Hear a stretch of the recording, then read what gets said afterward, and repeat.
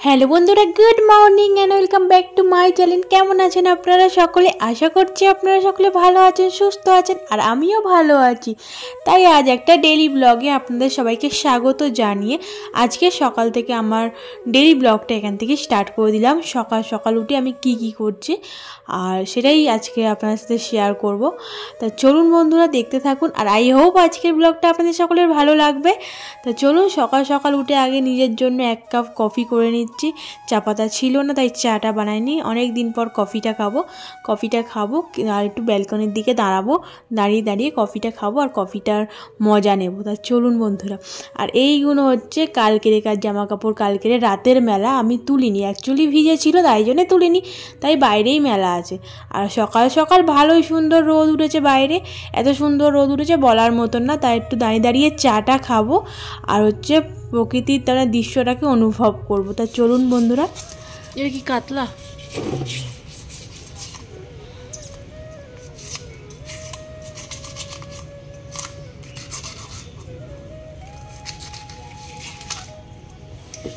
তা বন্ধুরা, সকাল সকাল তো দেখতে পাচ্ছ মাছ নিয়ে বসে পড়েছি।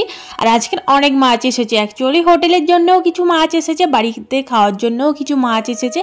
আর এই দেখুন বড় বড় গলদা চিংড়ি না, এগুলো অবশ্য টাইগার পন্স বলে এগুলোকে, তাহলে বাঘছাপা চিংড়ি মাছটা। তা অনেক দেখুন মাছ এসেছে হোটেলের জন্য। তা চলো তাড়াতাড়ি করে কাটাকুটিগুলো সেরে ফেলি মাছগুলো।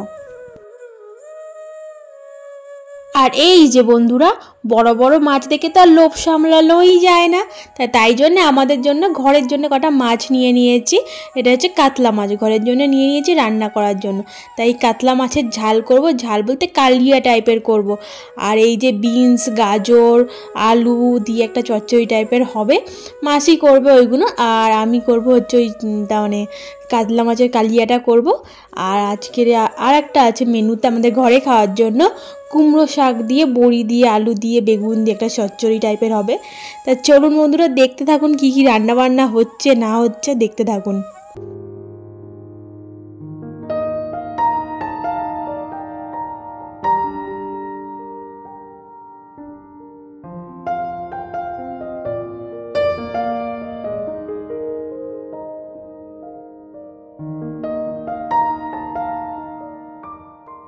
আর এই যে বন্ধুরা, আমি ফের আবারও মাছ কাটতে বসে গেছি মাছ নিয়ে।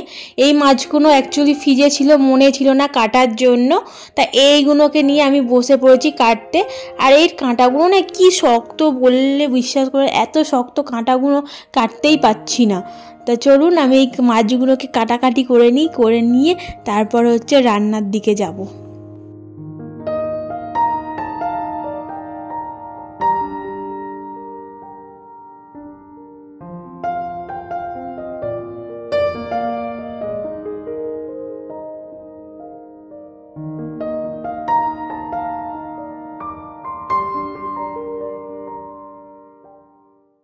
এই যে মাছগুলো পিস করছি, আর সাইড দিয়ে আমার যা বলছে যে এরকম পিস কর, এত বড় বড় পিস কর। তাই আমি একটু কনফিউজ হয়ে যাচ্ছি যে কোথ দিয়ে পিসটা করব।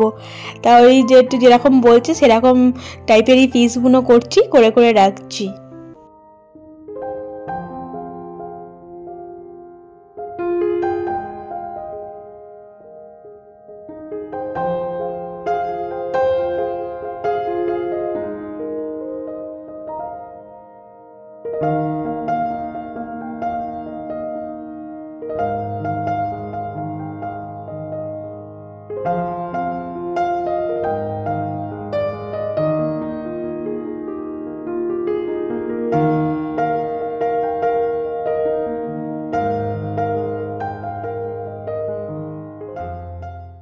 এই যে রান্নার দিকে চলে এলাম। দেখুন কাতলা মাছগুলো তো মাখানো ছিল, আর আমার যা বললো যে তেলাপিয়া মাছটা যখন কাটছিস আমার জন্য এক পিস দিয়ে দে।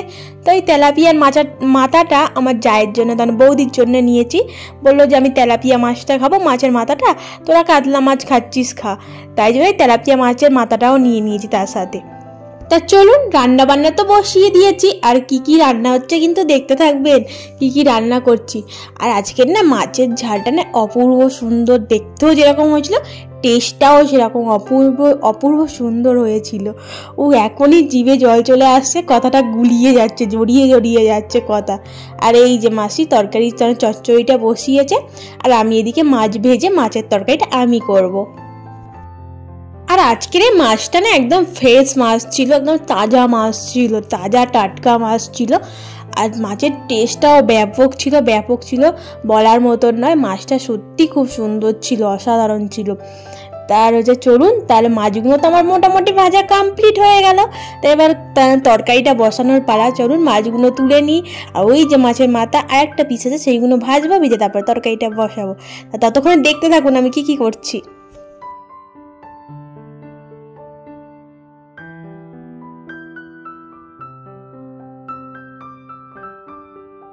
আর এই যে মাছ ভাজতে গিয়ে আমার কড়াটা দেখুন পুরন্ত কালো হয়ে গেছে।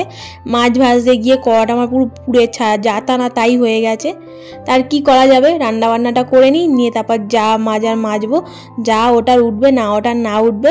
যেহেতু এটা ননস্টিক কড়াই, একটু মানে স্টিলের ওই যে বাসন মাজার যেগুলো আছে না ওইগুলো দিয়ে ঘষলে আমার ননস্টিকটা পুরো নষ্ট হয়ে যাবে। তা কালো হয়ে যাবে, আর কি করা যাবে।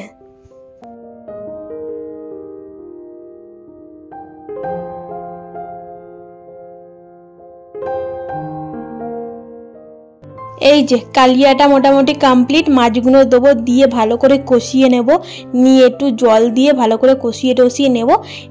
নেওয়ার পরেই আমার হচ্ছে একটুখানি লাস্ট ফিনিশিং টাচ, একটু ধনেপাতা ছড়িয়ে দেবো, ব্যাস আমার মাছের ঝাল পুরো কমপ্লিট। এবার শুধু পেটে যাওয়ার পালা। তা পেটে কতক্ষণে যায় সেটা দেখতে থাকুন। আর মাছের ঝালটা কেমন বানিয়েছি অবশ্যই কমেন্টে লিখতে ভুলবেন না কিন্তু বন্ধুরা। আর বন্ধুরা আরেকটা কথা, আমার এই ভিডিওগুলো কেমন লাগছে অবশ্যই কমেন্ট করে জানাবেন। যদি ভালো লেগে থাকে প্লিজ একটা লাইক, একটা কমেন্ট, একটা শেয়ার করে দেবেন যদি ভালো লেগে থাকে। আর আপনাদের একটা কমেন্ট পেলে আমার আরও মনটা ভালো হয়ে যায়, আরও নতুন ভিডিও দেওয়ার ইচ্ছা হয় তখন। তা চলুন বন্ধুরা, এবার হচ্ছে বড়িটাকে ভেজে নেবো, নিয়ে হচ্ছে আমি কুমড়ো শাকের তরকারিটা বসাবো। তা বড়িটা ভাজা মোটামুটি কমপ্লিট। এই যে শাকটা দিয়ে দিলাম কড়াতে, তার মধ্যে আমার কড়াটা ছোট হয়ে গিয়েছে। আমি আবার কড়াটাকে চেঞ্জ করে বড় কড়া দিয়ে রান্নাটা করছি দেখুন।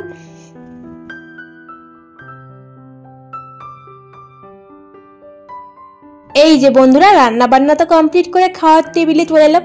আর বন্ধুরা ভাবছেন খেতে বসে গেছি রান্না করেই, না ভাববেন না, আমি আগে কিন্তু স্নান করেই এসেছি খেতে। তো স্নান করে খাওয়া দাওয়া করলাম, করে বিকেলবেলা একটু রেস্ট নিলাম। রেস্ট নেওয়ার পর আমি দেখেছি একজন দুধ দিয়ে মালাই করলো, করে নারকলটা দিল, দিয়ে এক কাপ সুজি দিল, দিয়ে লাস্টে গুড় দিল। ওরা গুড় দেয় না, মাছিটা চিনি দেয়। হ্যাঁ, আর